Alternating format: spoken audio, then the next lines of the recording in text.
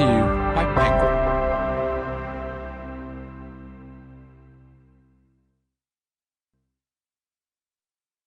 The Four Horsemen by Richard Dawkins, Daniel Dennett, Sam Harris, and Christopher Hitchens.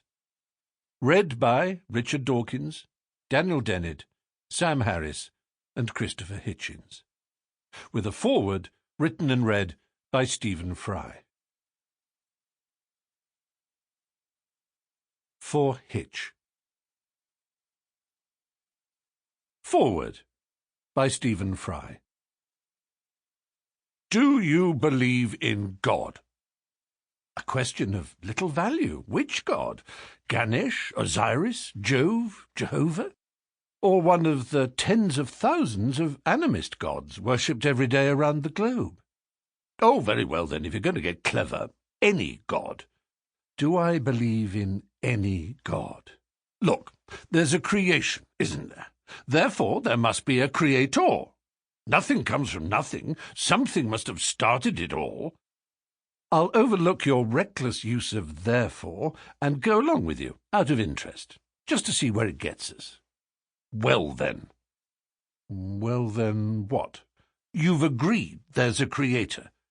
Well, I haven't agreed, but I've come along with you to see where it's going. Who is this creator you have conjured up on the grounds that they must exist? Well, we can't say.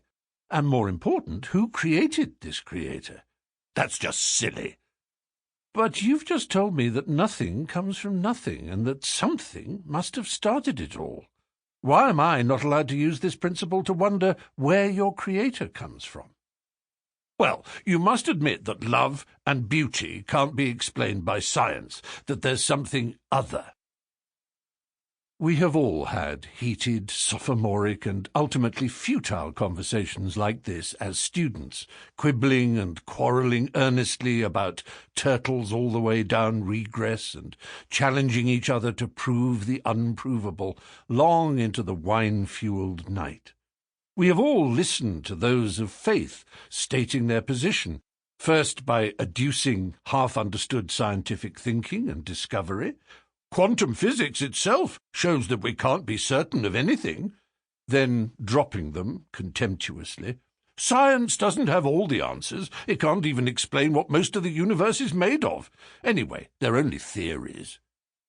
To this day, the no true Scotsman fallacy is alive and well. Buddhism has a lot to teach us, you know. It's been shown to have real psychological and cognitive value. You mean like those Buddhist monks who helped the Burmese army ethnically cleanse the Rohingya to the point of genocide? Oh, but they weren't proper Buddhists. Such scenes play out every day, and it is important that they should.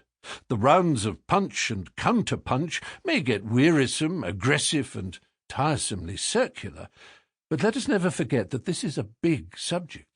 And the claims made by theists, religionists, and believers are the most momentous claims there can be, about anything.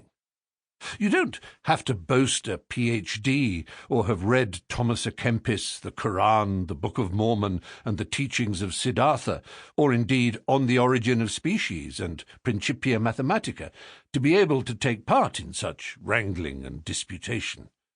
But boy, isn't it wonderful when you can eavesdrop on four who have? It warms the heart, tickles the soul, and fires up the synapses. And that is exactly what this book allows us to do. Listen in on four people who have thought hard and fought hard, for they have been publicly battered and battled like few intellectuals in our time, without losing their wit, humour, and sense of proportion. So, who are they, these four musketeers of the mind? What do they want with us and the world? Why should we care? Let us meet them one by one. Sam Harris, Aramis, is a neuroscientist, moralist, author, and enthusiastic exponent of Brazilian Jiu-Jitsu, a martial art most noted, I am told, for its close grappling and ferocious ground fighting. He is equally trained and proficient in Sample complete. Ready to continue?